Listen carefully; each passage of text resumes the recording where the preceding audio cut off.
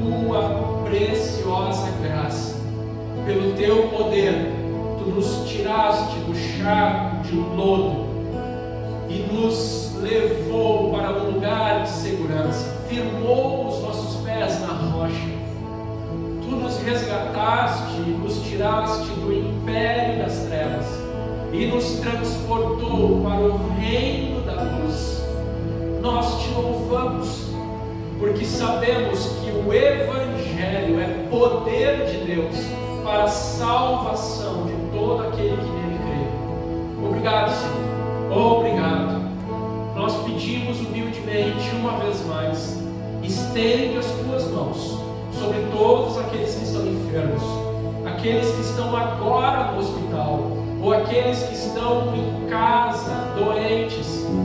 Pedimos, estende as tuas mãos. Espírito Santo, consola. Espírito Santo, ministra. Espírito Santo, acalenta. Espírito Santo, acolhe. Pedimos também por todos aqueles que estão em viagem, retornando para Jaraguá do Sul. Guarda, livra de todo acidente, de todo incidente da estrada. Guarda, Senhor. Concede aos teus filhos uma viagem tranquila e guardada. E quanto a nós, ministra a tua palavra, fala conosco, que os nossos ouvidos estejam atentos, que o nosso coração esteja sedento, que não seja a minha voz e não os meus pensamentos, mas a tua voz e a tua palavra sendo falada, ministrada nessa noite. Espírito Santo, tem liberdade em nosso meio. Nós oramos assim, no nome santo e bom de Jesus Cristo. Amém e amém. Aleluia. Amém. Obrigado, meus irmãos. Mas nessa noite nós vamos para a segunda mensagem dessa série. E a segunda mensagem inicia também a partir do verso 8, do capítulo 1, o verso 8, e nós vamos até o final do capítulo 1, o verso 18. Então, segunda carta de Paulo para Timóteo, no capítulo 1, do verso 8 ao verso 18. Mas antes, eu quero conversar contigo um pouquinho. Vamos conversar um pouquinho antes da gente ler o texto? Vamos meditar um pouquinho, vamos assimilar algumas coisas, tá? O texto de hoje vai nos fazer refletir sobre algumas coisas que muitas vezes nos prendem, nos anestesiam, nos fazem retroceder. E para isso eu queria te perguntar, mas fazer você refletir, né? Alguma vez na tua vida, tu já sentiu vergonha de alguma coisa? Alguma vez na tua vida, tu já fez algo que fez tu passar muita vergonha? Né? Ou tu fez, ou tu falou, ou alguma coisa que te fez, né, sentir vergonha daquilo que você tinha feito. Às vezes, né, pode ser algo até meio ruim mesmo, uma bola fora que a gente deu, e a gente sentiu vergonha mesmo, constrangimento mesmo. Por que eu fui falar aquilo? Por que eu fui fazer aquilo? Né? Ou algo mais talvez até mesmo engraçado que tenha acontecido, que passou vergonha, né? Eu lembro que uma vez, algum tempo atrás, né, eu acordava antes da minha esposa, algum tempo atrás. Hoje isso não acontece mais, minha esposa madruga, né? Minha esposa acorda às 5 da manhã, né? Eu não sei o que acontece com essa mulher, mas ela acorda às 5 da manhã e muitas vezes ela já está trabalhando e eu nem vi ela levantar da cama. Mas há muito tempo atrás, eu acordava antes dela e eu tinha essa virtude, e ela mesma já falava sobre isso, que eu tinha essa virtude de acordar, levantar, me vestir e ela nem via, ela nem prestava atenção. Eu era um cara muito silencioso, eu era um cara, né, há muito tempo atrás, eu era um cara muito, né, ali discreto realmente. E numa dessas vezes que eu acordei para ir trabalhar, eu me vestia, né, no escuro. Eu tinha essa dádiva, esse dom, né, de me vestir no escuro e ir trabalhar. E um belo dia fui trabalhar, né, aqui, né, numa empresa aqui em Jaraguá. Feliz da vida, fui trabalhar, era verão, fui feliz da vida. cheguei na empresa, sentei na minha mesa e tinha reunião, e participei de reuniões, e feliz da vida, e depois, daqui a pouco tinha uma outra reunião, e fui para outra reunião, e essa reunião era um pouco mais acalorada, e eu estava defendendo ali o meu ponto de vista na reunião, eu estava sendo firme ali no meu ponto de vista na reunião, e daqui a pouco o meu coordenador estava do meu lado, e a gente estava meio que discordando assim de algumas coisas, e daqui a pouco ele virou para mim: Kleber, dá um tempo, veste essa camisa direito, coloca ela do lado certo, e depois a gente continua. Quando eu fui olhar, eu estava com a camisa do lado avesso desde de manhã cedo, né? Eu tinha ido trabalhar com a camisa do lado avesso, e feliz da vida, etiqueta aqui aparecendo, feliz da vida, fui para várias reuniões, fiz um monte de coisa, mas só nessa hora que deu uma calorada ali no negócio, que alguém teve coragem de falar para mim que eu estava com a camisa do lado avesso, né? Então assim, tem coisas, né, que a gente faz, a gente acontece. Minha esposa é campeã, minha esposa às vezes, né, dá umas tropeçadas assim na frente de todo mundo, né? Ela chegando, né, tropeça e entra assim, entra com corpo e alma, assim, né, de tudo, assim, e tal, e às vezes a gente passa umas vergonhas, né, a gente faz algumas coisas que acaba passando vergonha, ou, né, muitas vezes a gente se mantém firme em algumas coisas, sente ali a vergonha do momento, mas depois a gente vê que a gente estava certo, né? Talvez tu já passou por isso, né? Eu passava por isso não por vontade própria, mas por obrigação. Quando morava na casa dos meus pais, né? Minha mãe me obrigava a sair de casa no inverno com guarda-chuva. Mas mãe, não está chovendo, leva o guarda-chuva. Mas mãe, não está chovendo, leva o guarda-chuva. Mas mãe, eu vou ser o único com guarda-chuva na rua, leva o guarda-chuva. E eu entrava, né, de mochila naqueles ônibus em Porto Alegre, ônibus cheio, né, e ia com guarda-chuva na mão, né, e passava vergonha ali de ter que levar um guarda-chuva. Mas no final do dia, aquela chuva que pega peão, eu estava de guarda-chuva e o resto do povo não estava, né? Então muitas vezes a gente passa umas vergonhas assim por se manter firme, mesmo que às vezes por vontade imprópria, né, que não era minha vontade, mas a gente se mantém firme em algumas coisas e passa vergonha no momento, mas depois a gente vê que aquele posicionamento estava certo, né? Aquele posicionamento estava certo. Muitas vezes nossa vida é assim, né? A gente se mantém firme em algumas coisas, a gente não negocia valores, a gente não negocia princípios. E as pessoas falam muitas coisas às vezes ao nosso respeito. Mas por que tu faz tal coisa? Por que tu não faz tal coisa?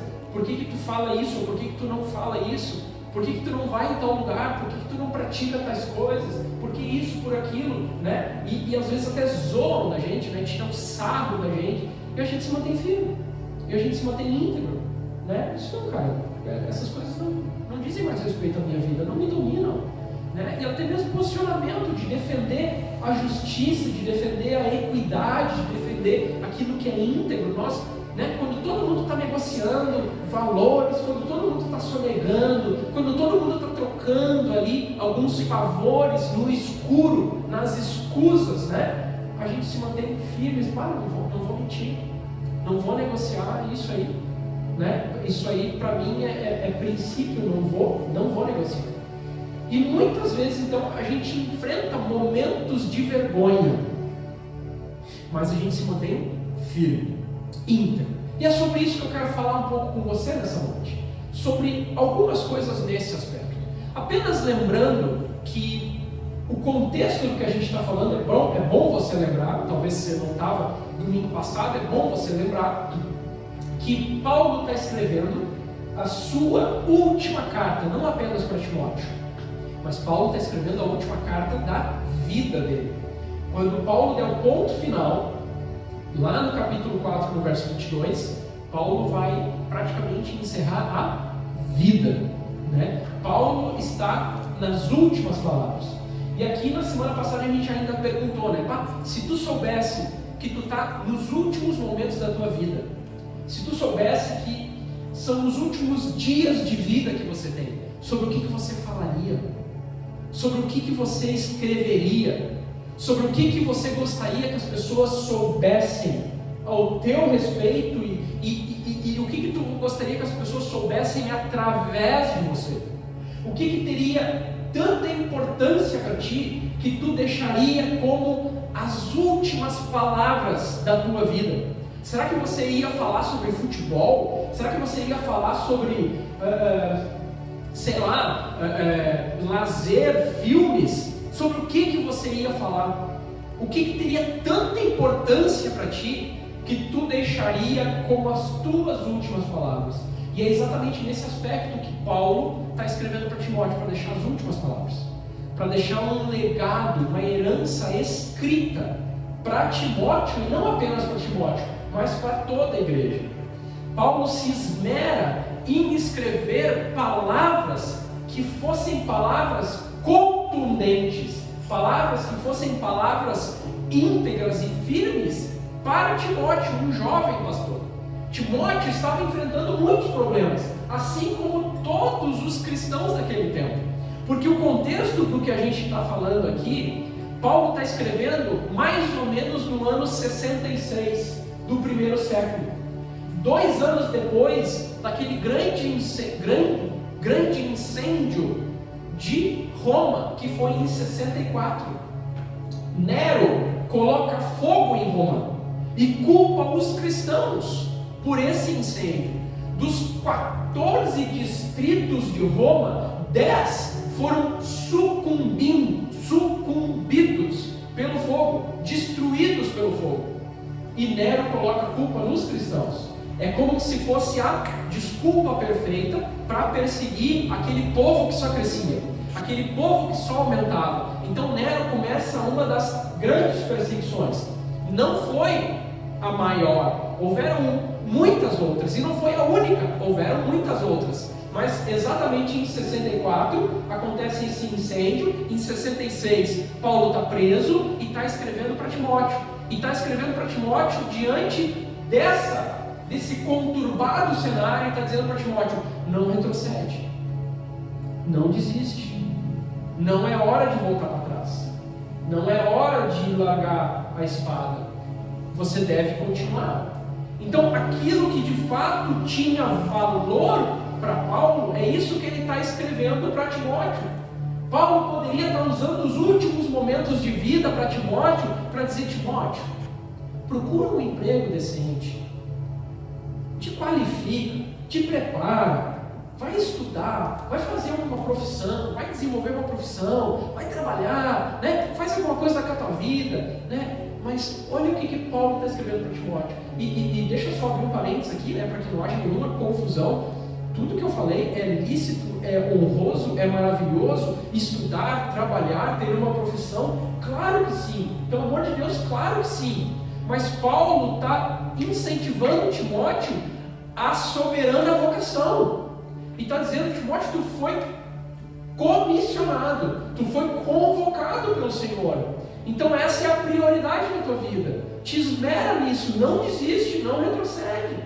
Paulo poderia estar usando os últimos momentos de vida dele para se queixar e para dizer: cara, olha quanto que eu apanhei, olha quanto que eu fui surrado na minha vida, né? E ele está dizendo, no último momento, no momento de vida dele, ele está dizendo: não é hora de desistir, não é hora de retroceder, é hora de continuar, é hora de você cada vez mais se esforçar naquilo que o Senhor te chamou. Então esse é o contexto do que Paulo está escrevendo, e você não pode, nessa série, você não pode perder isso de vista. O contexto histórico e político daquele tempo, havia uma perseguição do imperador aos cristãos, e essa perseguição era deliberada, era completamente aberta.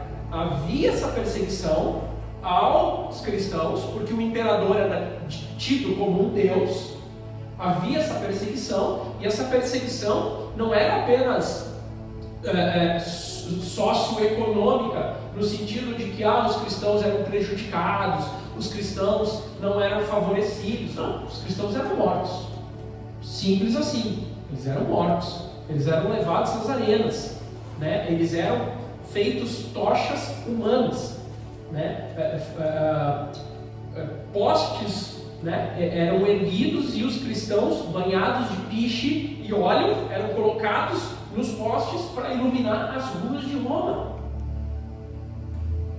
Isso parece ser tão distante de nós que a gente, por um momento, a gente até pensa que isso é mentira, né?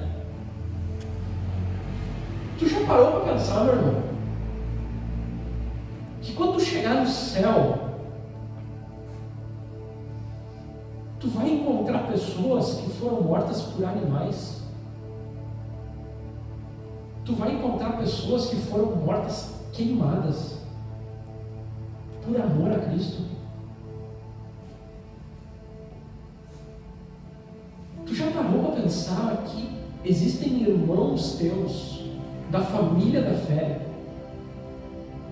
E talvez essa seja a tão grande nuvem de testemunhas que Paulo vai te falar, né? Olha, tira todo o embaraço, tira tudo aquilo que está te atrasando e corre diante dessa tão grande nuvem de testemunhas. Pessoas que deixaram um legado de fé e coragem para mim e para ti.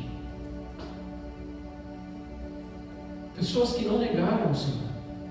Pessoas que, seja naqueles tempos, ou até mesmo nos tempos atuais, onde a perseguição ainda acontece, em países do Oriente, onde a perseguição ainda acontece, irmãos que, quando têm a oportunidade de se reunir no subsolo, nos calabouços, lugares escuros, úmidos, eles se reúnem.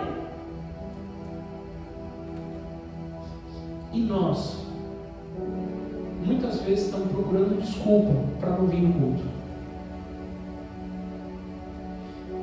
Nós vamos encontrar essas pessoas lá no céu. Nós vamos encontrá-los. Em nome de Jesus. Não é sobre eles, é sobre nós.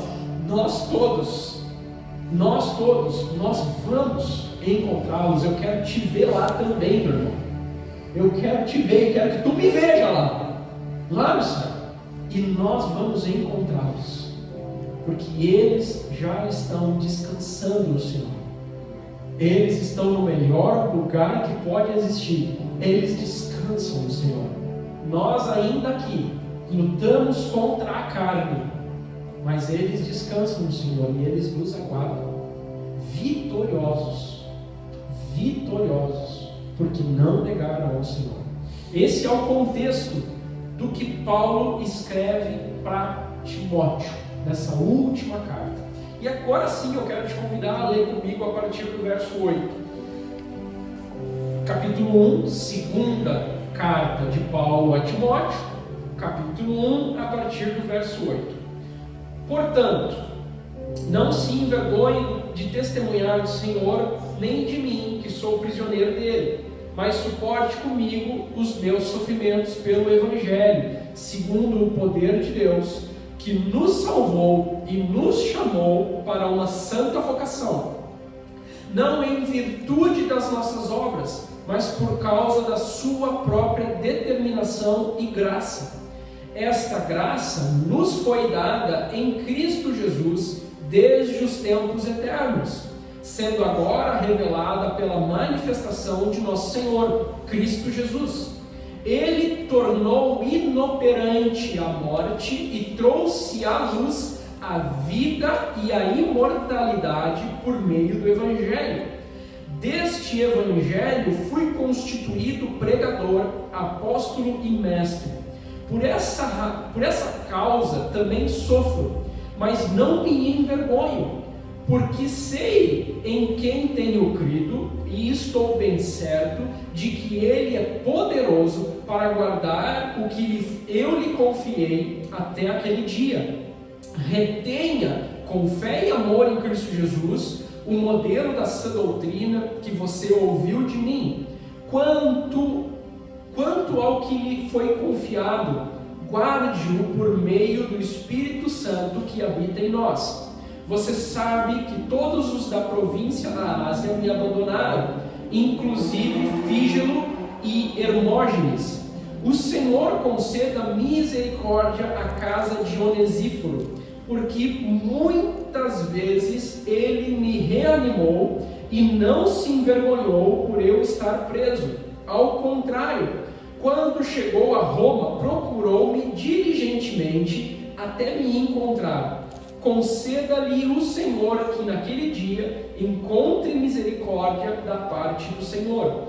Você sabe muito bem quantos serviços ele me prestou em Éfeso. Bom, vamos conversar então um pouquinho sobre esse trecho que nós lemos.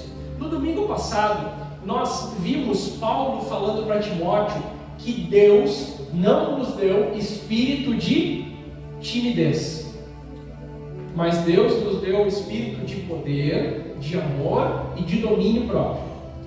Paulo vai dizer, que Deus ele não nos deu esse espírito de timidez, mas muito pelo contrário, ele nos deu um espírito de poder. E é nesse poder que Paulo chama Timóteo ao trabalho, que Paulo incentiva Timóteo ao trabalho.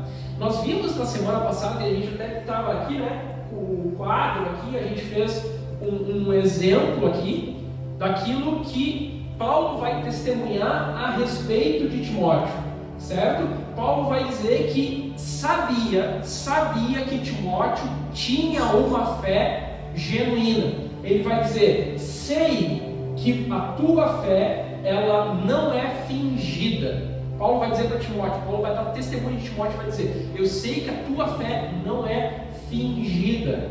É isso que Paulo vai dizer, Então a gente até exemplificou aqui, 2 bonequinhos. A fé não fingida é uma marca que não sai, que não se apaga, que não desgasta.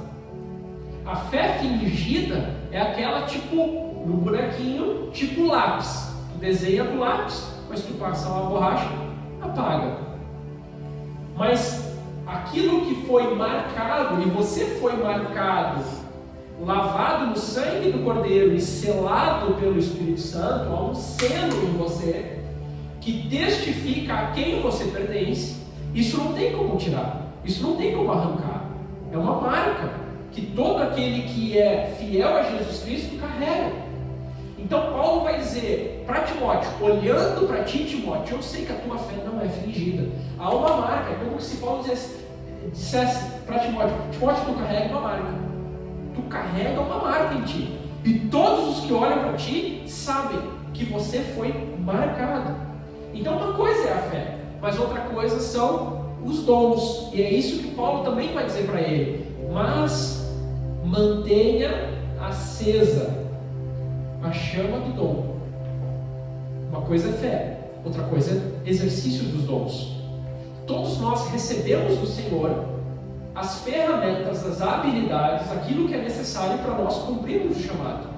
Você pode ter fé, mas você pode não estar trabalhando para o Senhor.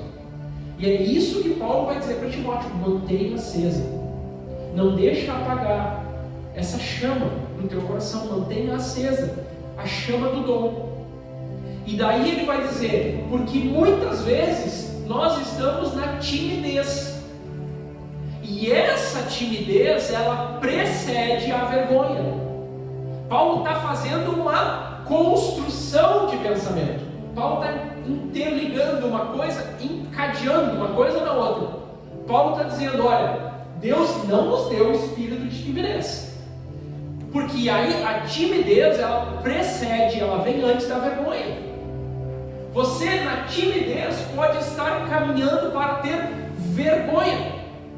Vergonha de falar do Evangelho e vergonha do poder do Evangelho na tua vida. Porque o Evangelho te marcou. Lembra da marca que eu acabei de falar? O Evangelho te marcou. Cristo marcou a tua vida. Mas você pode começar agora a ter vergonha dessa marca. Vergonha que você foi alcançado, marcado por Cristo. E então a timidez precede, vem antes da vergonha. E a vergonha, pouco a pouco, começa a te levar à frieza. Você começa a esfriar espiritualmente. Você começa a ser anestesiado espiritualmente. E a frieza, consequentemente, te leva à descrença. coisa está ligada à outra. A timidez, ela vem antes da vergonha, a vergonha vem antes da frieza, a frieza vem antes da descrença. No final das contas, você não acredita mais em Deus, você não acredita mais no poder do Evangelho, você pode até acreditar naquilo que se fala, né? No Cristo histórico, num homem que viveu, que existiu, né? Foi um profeta, e blá blá blá, mas ponto final. Você pode até acreditar no Cristo histórico, mas você deixa de acreditar no Cristo, o Filho do Deus vivo, o Cristo, Deus encarnado, Jesus, o Deus que se fez homem e habitou entre nós. Isso você não pode deixar de acreditar.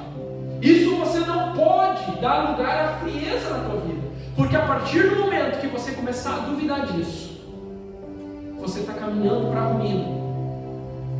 Basicamente, o que Paulo está dizendo aqui nesses versos que nós lemos, Paulo está falando basicamente de um posicionamento, está chamando Timóteo a tomar uma posição firme, e Paulo está chamando Timóteo a confiança. E a gente vai falar um pouquinho dessas duas coisas. A primeira coisa, então, que Paulo vai falar, a primeira delas, que Paulo vai dizer, e eu quero resgatar isso contigo no texto, Paulo vai apresentar o desafio da vida para o Timóteo. Paulo vai falar de um desafio. Qual é o desafio da vida para o Timóteo? E qual é o desafio para a nossa vida? A partir do verso 8, portanto, não se envergonhe de testemunhar do Senhor, nem de mim, que sou prisioneiro dele, mas suporte comigo os meus sofrimentos pelo Evangelho, segundo o poder de Deus que nos salvou e nos chamou com uma santa vocação. Não foi em virtude das nossas obras, mas foi por causa da sua própria vontade e pela sua graça. Essa graça foi dada em Cristo Jesus desde os tempos eternos, sendo agora revelada pela manifestação do nosso Senhor e Salvador Jesus Cristo. Ele tornou inoperante a morte e trouxe à luz a vida e a imortalidade por meio do Evangelho. Nesses versos, a primeira coisa que a gente vê Paulo falando para Timóteo: qual é o desafio do Timóteo e qual é o nosso desafio. Então eu quero te apresentar três desafios. E o primeiro desafio é não ter vergonha do Evangelho. O primeiro desafio é não ter vergonha do Evangelho. Eu queria te convidar a voltar comigo um pouquinho. Volta umas páginas e você vai encontrar a carta de Paulo aos Efésios. Paulo escrevendo aos Efésios capítulo 2. Vocês, quem são esses vocês? Eu e tu. Vocês estavam mortos em suas transgressões e pecados, nos quais costumavam viver, quando seguiam a presente ordem deste mundo e o príncipe do poder do ar, o espírito que agora está atuando nos que vivem na desobediência. Anteriormente, todos nós também vivíamos entre eles, satisfazendo as vontades da nossa carne, seguindo os seus desejos e pensamentos. Como os outros, nós éramos também por natureza merecedores da ira. Todavia, Deus, que é rico em misericórdia, pelo grande amor com que nos amou, deu-nos a vida com Cristo quando nós ainda estávamos mortos em transgressões. Pela graça, vocês são salvos. Deus nos ressuscitou com Cristo e com Ele nos fez assentar nos lugares celestiais em Cristo Jesus, para mostrar nas eras que hão de vir a incomparável riqueza da sua graça, demonstrada em sua bondade para conosco em Cristo Jesus. Pois vocês são salvos pela graça, por meio da fé. E isso não vem de vocês, é dom de Deus. Não é por obras, para que ninguém se glorie, porque somos criação de Deus, realizada em Cristo Jesus, para fazermos boas obras, as quais Deus preparou antes para nós as praticarmos. Por favor, olha comigo de trás para frente esse texto. O que Paulo está dizendo de trás para frente? Ele está dizendo que Deus preparou, antes dos tempos, Deus preparou obras para que nós trabalhássemos, para que nós nos comprometêssemos. Deus nos chamou para uma santa vocação, para que nós realizássemos o propósito dele. Mas para que isso fosse uma verdade, ele teve que trabalhar em nós. Ele teve que nos resgatar. Ele teve que fazer com que nós passássemos por um novo nascimento. Morrêssemos para a velha vida e nascêssemos para Cristo Jesus e com Cristo Jesus. E então, nós, completamente transformados, viveremos para Ele, comprometidos com Ele, amando e vivendo para Ele. Mas onde que nós estávamos antes? Mortos em nossos delitos e pecados. Todos nós. É o que Paulo vai dizer, todos nós. Mortos em nossos delitos e pecados. Então, olha isso, filho de irmão e minha querida irmã. Quando eu estou te dizendo aqui, e a gente pode voltar para Timóteo, quando eu estou te dizendo aqui que o primeiro desafio é a gente não se envergonhar do Evangelho, é a gente lembrar o que o Evangelho fez por nós. Só tu e Deus, só tu e Deus sabem da onde Ele te tirou. E talvez não, com certeza, só Deus sabe os livramentos que Ele te deu, coisa que tu nem sonha, coisa que tu nem sabe. Então, aquilo que Deus fez por nós foi através do poder desta mensagem do Evangelho.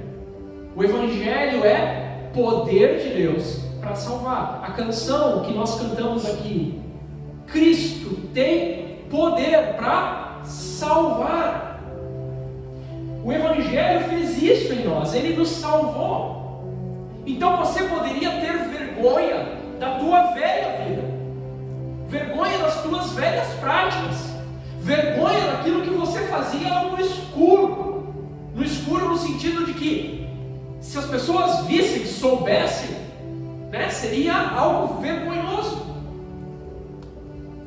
Agora, ter vergonha daquilo que Cristo fez por ti, ter vergonha do que o Evangelho fez na tua vida, você deveria estar celebrando, se alegrando. Você deveria estar dizendo: Senhor, eu quero poder compartilhar isso com mais e mais pessoas. Eu quero poder falar desse amor, desse poder com mais e mais pessoas. E é tão precioso isso, porque tanto Paulo escrevendo para Timóteo e Paulo escrevendo nos Efésios, para os Efésios, no capítulo 2, ele vai dizer assim, mas não se preocupa. Falando de vergonha, não se preocupa. Porque o que Cristo fez e o que tu alcançou em Cristo não foi pelas tuas obras. Para que ninguém sinta vergonha, ou para que ninguém se glorie. Porque enquanto uns se gloriam por serem super-heróis, outros sentem vergonha e dizem: eu queria ser tão parecido com essa pessoa. Esse cara é um super-herói. Esse cara aí, ele estala o dedo e Deus responde para ele. Deus vem rapidinho quando ele estala o dedo. Não é assim, querido. Não é assim. Não é para que ninguém se glorie. E não é para que ninguém sinta vergonha. Porque não foi por obras de nenhum de nós. Foi pela graça do Senhor. Favor imerecido. Ele soberanamente decretou, escolheu e elegeu eu e você. Foi graça, presente e merecido. Alguém aqui mereceu? Levanta a mão. Alguém aqui mereceu? Não, né? Nenhum de nós. Quem deu? O Senhor, gratuitamente. E Ele deu porque Ele quis, porque era propósito dele, porque era vontade dele. E disso nós temos vergonha? Será que disso nós temos vergonha? De falar desse Evangelho, e não apenas falar, mas de viver esse Evangelho? Porque muito mais do que falar é viver. Muito mais do que falar é viver o Evangelho. Será que tu tem vergonha do Evangelho? Vergonha do que o Evangelho fez na tua vida? Sabe, irmãos, Paulo, quando escreve a sua primeira carta aos Coríntios, lá no capítulo 1, no verso 23, ele vai falando desse Evangelho, ele vai dizer o quanto o Evangelho mexia com a cabeça das pessoas. Porque ele vai dizer lá no capítulo 1 da primeira carta aos Coríntios, no verso 23, ele vai dizer assim, ó: mas nós pregamos o quê? Cristo crucificado. E Cristo crucificado, Paulo vai dizer, Cristo crucificado é escândalo para os judeus e loucura para os gregos. Olha só, Cristo crucificado é escândalo para os judeus e loucura para os gregos. Por que Paulo está dizendo isso? Porque Paulo está dizendo assim, ó, sabe qual é a mensagem do Evangelho? A mensagem do Evangelho é que eu e você não conseguiríamos nunca cumprir toda a lei. Nunca. A lei escancara diante dos nossos olhos que nós somos completamente miseráveis. A lei escancara. A lei escancara diante de nós que nós falhamos. Mas Cristo vem e dá a vida, morto numa cruz, morto, pendurado no madeiro. Ele dá a vida por nós para dizer: nenhum de vocês conseguiria. Nenhum de vocês conseguiria. Vocês todos precisam de um Salvador. Todos vocês precisam de um Salvador. E Cristo então se coloca como este Salvador. Ele se coloca como mediador de Deus e os homens, pendurado na cruz, levando sobre ele toda a nossa iniquidade. O castigo que hoje nos traz paz estava sobre ele, e pelas pisaduras dele nós fomos o quê? Sarados. Tudo estava sobre ele. E pendurado na cruz, os judeus olhavam e diziam: esse não é o nosso Messias. Isso é escândalo, porque o nosso Messias viria com espada para lutar, para guerrear, para nos livrar da opressão do Império Romano, para resgatar a glória dos judeus.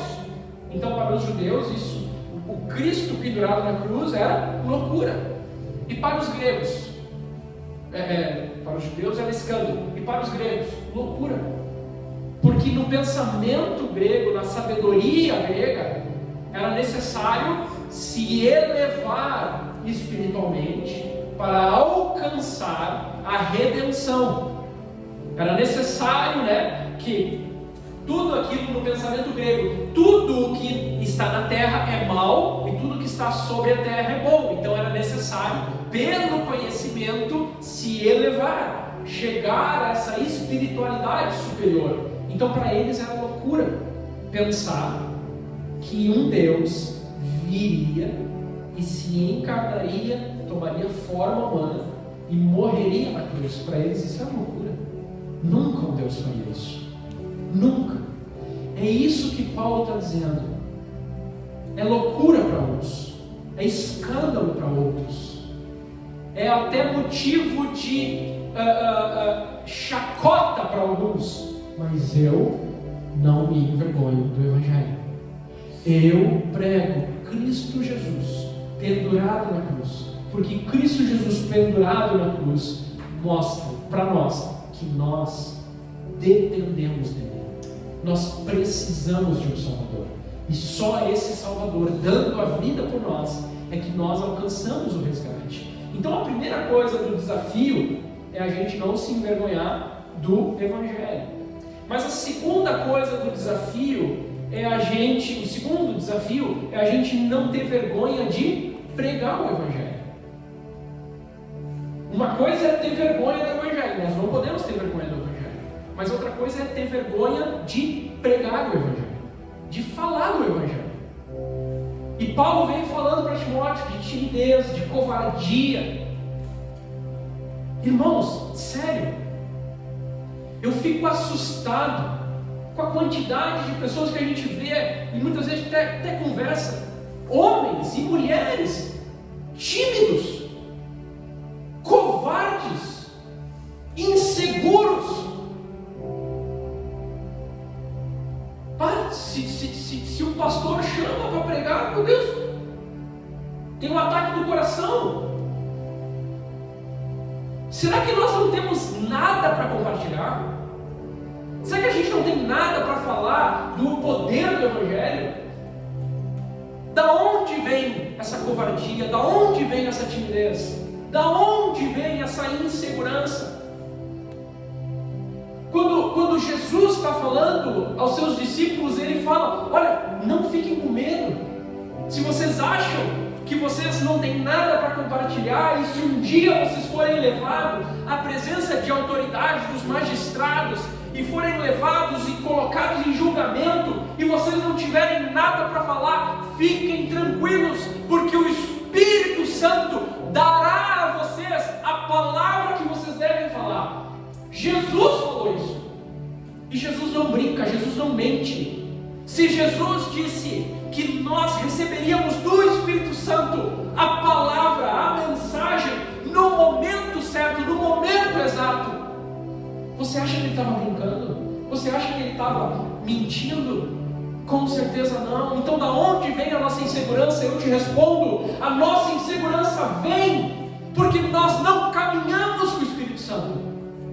Porque da onde vem o poder? Do Espírito Santo. Da onde vem o renovo? Do Espírito Santo. E da onde vem a coragem? Do Espírito Santo. Então, meu irmão, em nome de Jesus, seja batizado com ousadia nessa noite. Seja batizado com coragem e intrepidez nessa noite. Não tenha vergonha de falar do Evangelho. Mas, terceiro lugar do desafio, e são 559 pontos nessa noite, tá? Antigamente era só 25, mas a gente viu que 25 é pouco, e a gente aumentou para 559, tá? A gente está no terceiro ponto do primeiro ponto. Não se confunda aí, né? É o terceiro subponto do primeiro ponto. Terceiro desafio. Primeiro foi: não se envergonhe do Evangelho. Segundo, não se envergonhe de falar do Evangelho. E terceiro, não envergonhe o Evangelho. Não envergonhe a mensagem da cruz. O próprio Paulo, no capítulo 4, ele vai dizer, né? Olha, nos últimos dias, o povo reunirá para si líderes, mestres, que falarão o que eles querem ouvir. E eles abandonarão a verdade e se voltarão para os mitos, e se voltarão para as mentiras, e se voltarão para as fábulas. Paulo vai dizer isso para Timóteo: esses homens envergonham o Evangelho. Há tantos lugares por aí que tem nome de igreja. Igreja está estampado no nome, mas de igreja verdadeira não tem nada. Pode ser um centro espírita, mas não é igreja. Pode ser uma casa de palestra, mas não é igreja. Pode ser um treinamento de coach, mas não é palestra, mas não é igreja. Pode ser qualquer coisa, mas não é igreja, porque não tem Evangelho. Não envergonhe o Evangelho. Não brinque com o Evangelho. Não distorça o Evangelho. Evangelho é poder, e só Ele basta. Só Ele basta. Você não precisa dar uma ajuda. Você não precisa dar uma forcinha para o Evangelho. Sabe, vou dar uma forcinha aqui porque só o Evangelho não está dando conta. Não precisa. O Evangelho no tempo certo faz a obra. Cristo no tempo certo resgata. O Espírito Santo no tempo certo convence. Tempo certo. Você não precisa da forcinha. Faz tão somente o que você foi chamado para fazer. Viver a vida de Cristo. Ser exemplo para todos aqueles que estão ao teu redor. Vamos lá, continuando. Falando de exemplo. Agora é o ponto 2. Finalizamos o ponto 1 com os 500 subpontos. Agora nós vamos para o ponto 2. E o ponto 2 que Paulo vai dizer, né? Primeiro Paulo vai falar sobre o desafio. 3 desafios a gente falou. Agora Paulo vai falar sobre exemplo. Olha comigo o verso 11, por favor. Rapidinho. Verso 11. Deste evangelho eu fui constituído pregador, apóstolo e mestre. Olha o que Paulo vai fazer. Paulo vai se colocar como primeiro exemplo. Para o evangelho eu fui constituído pregador, apóstolo e mestre. Paulo está dizendo, em primeiro lugar, o Senhor me chamou para falar as boas novas como um evangelista, proclamar, falar. Mas Ele também me chamou para ser apóstolo, ser aquele enviado, desbravador, aquele que vai nos lugares e planta igrejas. E isso Paulo fez muito bem. E por fim ele vai dizer, mas Ele também me chamou para ser mestre, para ensinar, para ajudar, para discipular, para aconselhar. Olha, Paulo se coloca como alguém que vivia o Evangelho. E ele vai continuar, verso 12. Por essa causa eu sofro, mas não me envergonho, porque sei em quem tenho crido. E estou bem certo de que Ele é poderoso para guardar o que lhe confiei naquele dia. Retenha com fé e amor em Cristo Jesus o modelo da sã doutrina que você ouviu de mim. Quanto ao que lhe foi confiado, guarde-o por meio do Espírito Santo que habita em vós. Lembra que Paulo, quando escreve aos Romanos no capítulo 1, ele vai dizer, né, o que eu já falei aqui várias vezes, Paulo vai dizer aos Romanos no capítulo 1, ele vai dizer assim, ó, eu não me envergonho do Evangelho, porque o Evangelho é poder de Deus para a salvação de todo aquele que nele crê. Paulo está dizendo, eu não posso me envergonhar do Evangelho, porque eu fui alvo, é como se Paulo estivesse dizendo isso, eu fui alvo do Evangelho, eu criei e fui salvo. O Evangelho teve poder de me resgatar.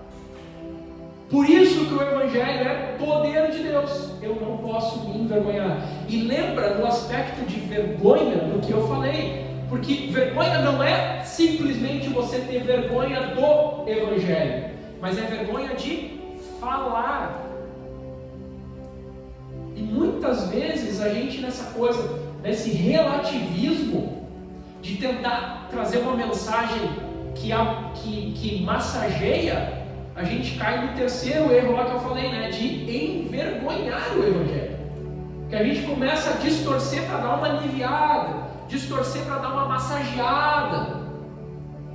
A gente não pode se envergonhar do Evangelho, a gente não pode se envergonhar de falar do Evangelho, a gente não pode envergonhar o Evangelho. E Paulo está dizendo, eu sei que o Evangelho é poder de Deus. E ele então se coloca como um exemplo. E ele está dizendo, eu não me envergonhei do Evangelho, e você, Timóteo, não pode se envergonhar. Você deve ser exemplo. Você deve ser exemplo. Então Paulo está chamando Timóteo para o sofrimento. Olha isso. Paulo está chamando Timóteo para quê? Você vai vencer. É só vitória. É só vitória, Timóteo. Entendeu? Não sei como é que esses caras conseguem fazer isso tanto tempo. Você vai vencer, Timóteo. Entra nessa que é só vitória, só vitória. Mentiroso, mentiroso pra caramba. Paulo está chamando Timóteo para a verdade. E a verdade é, Timóteo, esteja preparado para sofrer. Não fuja do sofrimento. No verso 8 ele já falou para Timóteo, suporta comigo. Suporta comigo o meu sofrimento. Suporta comigo as minhas dores. Suporta. Não de, tem que aguentar esse cara. Imagina Timóteo, né? Tem que aguentar aquele velho ranzinza do Paulo. Não é isso. Paulo está dizendo: me ajuda, me dá suporte, me ajuda a carregar esse fardo, seja suporte na vida do teu irmão, seja suporte para a vida daqueles que estão sofrendo, seja suporte. Você precisa entender, meu irmão, quanto ao sofrimento, que uma coisa é sofrer pelo Evangelho, outra coisa é sofrer como consequência das nossas decisões ruins. Porque muitas pessoas querem colocar na conta do Evangelho todo o sofrimento que passa na vida. E muitas vezes o sofrimento que tu está enfrentando não é por conta do Evangelho, é por conta das decisões ruins que tu fez. Porque para toda decisão existe o quê? Consequência. Agora, lide com elas.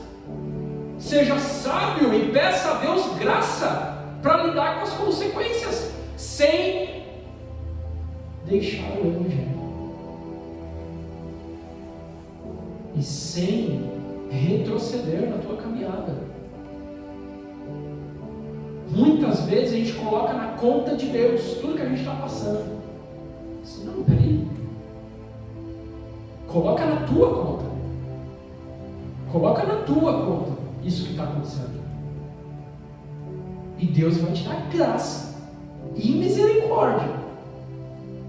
Mas agora suporte. Agora aguente. Então a gente não pode cair nessa falácia de dizer que está sofrendo por causa do Evangelho. Não, querido. Muitas vezes você está sofrendo pelas consequências ruins das suas decisões.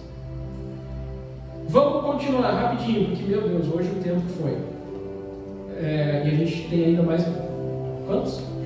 220 e poucos? Vamos lá. Terceiro ponto.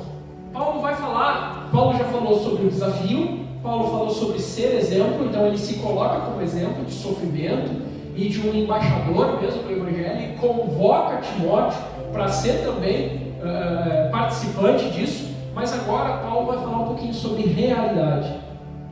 Sabe aquele meme, né? Expectativa versus realidade? Né? Paulo vai falar um pouquinho, acho que é aqui que começou, né? Porque Timóteo talvez tinha expectativa. Uau! Né? Vamos quebrar tudo! Vamos lá, vamos quebrar tudo! E agora Paulo vai dizer, não, peraí. Deixa eu te falar da realidade. E Paulo, a partir do verso 15, começa a falar de realidade. Lê comigo o verso 15. Você sabe que todos os da província da Ásia me abandonaram. Não foram só alguns, foram todos. Inclusive Fígelo e Hermógenes. O Senhor conceda misericórdia à casa de Onesíforo, porque muitas vezes ele me reanimou e não se envergonhou por eu estar preso. Ao contrário, quando chegou a Roma, procurou-me diligentemente até me encontrar. Conceda-lhe o Senhor que naquele dia encontre misericórdia da parte do Senhor.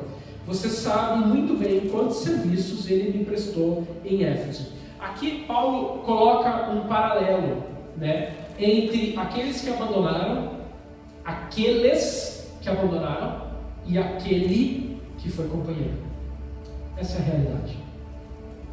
Se você decidir que você vai ser íntegro, que você vai cumprir o chamado, que você vai trabalhar pela causa do Mestre, que você vai seguir a Jesus Cristo, que você vai renunciar às obras da carne e vai viver os frutos do Espírito. Se você decidir isso, muitos vão te abandonar e talvez poucos vão caminhar contigo. Essa é a realidade. Uma coisa é a expectativa, outra é a realidade. Paulo, pessoalmente, anos antes, esteve por 3 anos em Éfeso. Ele, pessoalmente, permaneceu em Éfeso por 3 anos. E de Éfeso, Paulo pregou por toda a Ásia, porque Éfeso era a capital da Ásia. E Paulo, então, de Éfeso, usando Éfeso como quartel-general, Paulo pregou em toda a Ásia. E exatamente fruto do trabalho de Paulo é que nascem todas as igrejas da Ásia. E você lembra de Apocalipse? As 7 cartas do Apocalipse destinadas às igrejas da Ásia, elas nascem exatamente fruto do trabalho do Paulo. Paulo foi embaixador, desbravador do Evangelho na Ásia. Quantos da Ásia continuaram com ele? Nenhum. Paulo vai dizer: todos me abandonaram.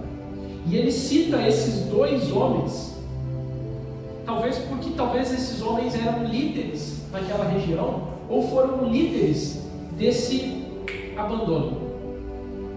Seja como for, todos abandonaram Paulo. Tanto é que no capítulo 4, Paulo vai dizer que na primeira defesa dele, ninguém estava presente. Ninguém foi estar com Paulo no primeiro momento que ele estava diante do tribunal. Ninguém. Mas daí Paulo cita Onesíforo.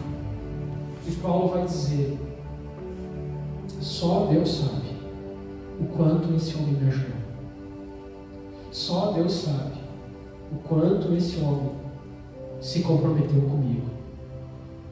E Paulo vai dizer que quando Onesíforo chegou em Roma, procurou por Paulo diligentemente. Olha isso. Onesíforo foi diligentemente, cuidadosamente, em todos os lugares até encontrar Paulo. Um homem que não desistiu de Paulo. Será que nós somos assim uns com os outros? Será que nós somos assim uns com os outros? Sabe o que Paulo está dizendo aqui, meu irmão? Paulo está dizendo, em outras palavras, é como se Paulo dissesse assim: ó, eu estou seguindo os passos de Jesus. Para onde Jesus foi? Para a cruz. E o que fizeram com Jesus? Abandonaram Jesus. Traíram, mentiram Jesus. Paulo está dizendo: eu estou indo pelo mesmo caminho. Eu estou seguindo Jesus. Mas não vou retroceder. Para a gente finalizar, eu quero te dar 4 conselhos. Em primeiro lugar, saiba em que você acredita. Olha comigo rapidinho a partir do verso 8. Portanto, não se envergonhe de testemunhar do Senhor, nem de mim, que sou prisioneiro, mas suporte comigo os meus sofrimentos pelo Evangelho, segundo o poder que nos salvou com uma santa vocação, não em virtude das nossas obras, mas por causa da sua própria determinação e graça. Essa graça nos foi dada em Cristo Jesus desde os tempos antigos, sendo revelada pela manifestação do Senhor Jesus Cristo. Ele tornou inoperante a morte e trouxe à luz a vida e a imortalidade por meio do Evangelho. Deste Evangelho eu fui constituído pregador, apóstolo e mestre. Por essa causa sofro, mas não me envergonho, porque sei em quem tenho crido, e estou bem certo de que Ele é poderoso para guardar o que eu lhe confiei até aquele dia. Olha o que Paulo está dizendo. O que Paulo confiou a Jesus? O que Paulo entregou para Jesus? A vida. Paulo está dizendo: eu entreguei a Jesus a minha vida, eu confiei a Jesus a minha vida, e eu sei que Ele vai manter seguro, eu sei que Ele é fiel para manter em segurança aquilo que eu lhe confiei. Paulo está dizendo: eu sei em quem eu tenho crido. Irmão, a primeira coisa para a gente não sentir vergonha é a gente saber o que a gente acredita, conhecer em quem nós acreditamos. Algumas vezes a gente já falou aqui na igreja, que infelizmente se confunde, se pensa que fé está primariamente ligada à confiança, quando na verdade fé está primariamente ligada ao quê? Conhecimento. A fé vem pelo ouvir, e ouvir do que? A palavra. Fé está primariamente ligada a conhecer, porque se você só pode confiar se você conhece. E Jesus nos chama ao conhecimento, Jesus nos chama ao relacionamento. Jesus, quando chama os apóstolos, ele chama apóstolos para estar com ele. Jesus quer relacionamento, Jesus quer que nós o conheçamos. Você só pode crer em Jesus Cristo verdadeiramente se você o conhecer. Então você não pode sentir vergonha se você verdadeiramente o conhece. Então não permita que o teu coração comece a se distanciar, porque a partir do momento que o teu coração começar a se distanciar, você não o conhecerá mais. Você não vai mais caminhar com o Senhor. Você não o conhecerá mais. Esse é o problema que muito aconteceu na pandemia. Muitas pessoas acabaram esfriando. Por quê? Porque não precisa mais de culto. Por quê? Porque elas só iam à igreja porque era um ritual. Não porque conheciam a Cristo. Não porque queriam ter relacionamento com Cristo, mas porque era ritual. Ir à igreja. E daí parou de ir à igreja. Tu não conhecia mesmo? Então agora. Mas o nosso chamado é para conhecê-lo. E a forma da gente não se envergonhar é nós o conhecê-lo. Não se envergonhe dele. Por isso o conheça. Segundo, para você não ter vergonha, saiba de quem te dá o poder. Paulo vai falar por diversas vezes, verso 8, verso 14, não é pelas nossas obras, não é por nós, é pelo poder do Espírito Santo. É o Espírito Santo que capacita, é o Espírito Santo que habilita, é o Espírito Santo que concede graça, é o Espírito Santo que dá a capacitação necessária. Irmão, para que nós não venhamos a nos envergonhar do Evangelho. Lembra que uma coisa é a timidez que leva à vergonha, a vergonha leva à frieza, e a frieza leva à descrença. Para que nós não tenhamos essa vergonha, nós precisamos saber que a capacitação, ela vem do poder do Espírito Santo, ela vem pelo Espírito Santo. É por isso que nós precisamos dessa graça, essa virtude do Espírito Santo. Foi Deus quem nos escolheu. Não foi por mérito, não foi por obra. Foi Deus que nos escolheu, foi Deus que nos separou. E Ele nos dá poder para lidarmos com as questões da vida. Irmão, em nome de Jesus, escuta isso e grava isso no teu coração. Foi pelo poder de Deus que Ele te criou. Foi pelo poder de Deus que Ele te resgatou. E é pelo poder dEle que Ele te sustenta. E é pelo poder dEle que Ele te levará para a eternidade. Tudo é pelo poder dEle. Tudo é pelo poder dEle. Ou você acha que Ele te salvou e te abandonou? O poder dEle te criou. O poder dEle te salvou. O poder dEle te sustenta. E o poder dEle te levará à eternidade. Tudo é pelo poder dEle. Então você precisa saber de onde vem o poder para suportar. O que você precisa suportar para trabalhar pela causa de Cristo. Terceiro, lembre o que foi confiado a você.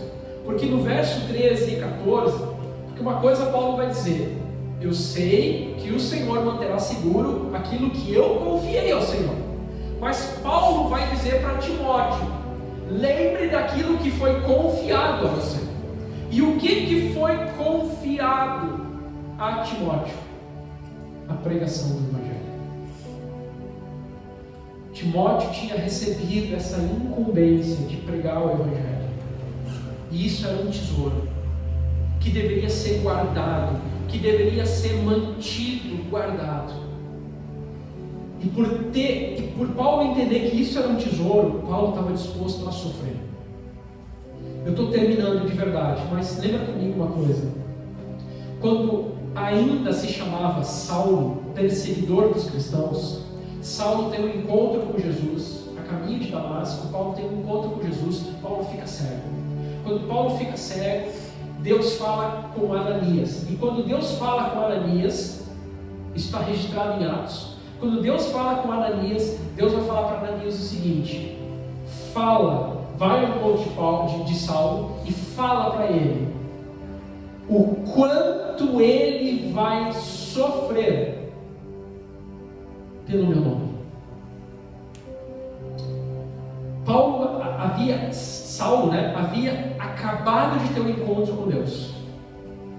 E ele então agora está sendo separado por Deus para pregar o Evangelho. E a primeira coisa que Paulo escuta é o quê? O quanto você vai sofrer pelo Evangelho.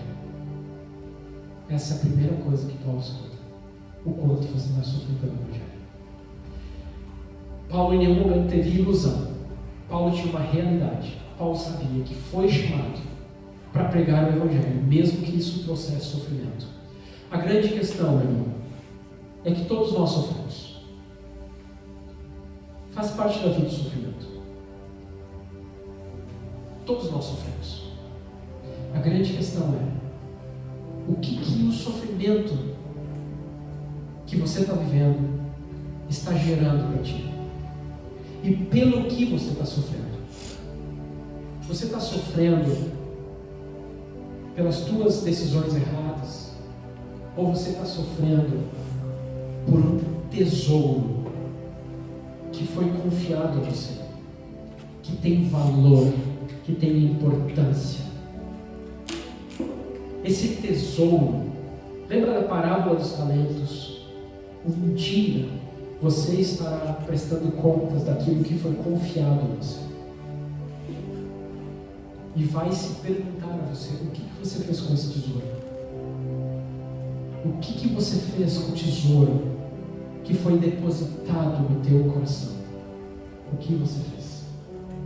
E para a gente acabar de verdade, para você não ter vergonha, você precisa caminhar com pessoas que te suportem, que te deem suporte e te apoiem. Você precisa caminhar com pessoas que te ajudem. Você precisa caminhar com pessoas que vão verdadeiramente te ajudar quando você estiver vacilando, quando você estiver caindo, quando você estiver esmorecendo. Você precisa caminhar com pessoas que te ajudem. Paulo se coloca à disposição de Timóteo, e Paulo tinha à disposição dele homens como Onesíforo, pessoas que ajudaram, pessoas que caminharam, pessoas que dividiram o fardo. Irmão, ser cristão é isso, é ajudar uns aos outros, é estar disposto para carregar os fardos uns dos outros. Se você está vacilando, procura alguém. Se você está retrocedendo, procura alguém. Se você está sentindo vergonha, procura alguém. Se você está esfriando, procura alguém. Se você está descrendo, procura alguém. Alguém que não vai meter o dedo na tua cara. Alguém que não vai te acusar. Alguém que vai te ajudar. Não caminhe sozinho. Queria te convidar a fechar os teus olhos, curvar a tua cabeça. Nós estamos finalizando hoje, mas fica para ti a meditação, fica para ti essa reflexão. Você tem se envergonhado do Evangelho? Você tem se envergonhado daquilo que te alcançou? Ou você já esqueceu? Será que a tua mente, as tuas memórias estão tão ocupadas que você se esqueceu de quem te resgatou? De quem te alcançou? Jesus Cristo, Ele te salvou. E Ele não apenas te salvou, Ele te mantém em segurança todos os dias. Ele te sustenta, Ele te guarda, Ele te ajuda, Ele te abençoa, Ele te guia todos os dias. Você sente vergonha do Evangelho? Você sente vergonha de falar do Evangelho? Você tem timidez, e eu não estou falando aqui de temperamento, tá? Não é temperamento, é timidez no sentido de não tomar uma posição firme, íntegra. Se amanhã te questionarem o motivo, a razão da tua fé, o que você vai responder?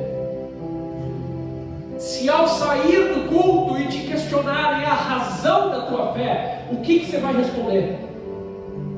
Você vai dizer, vai lá na minha igreja e pergunta para o pastor. Da onde vem essa timidez?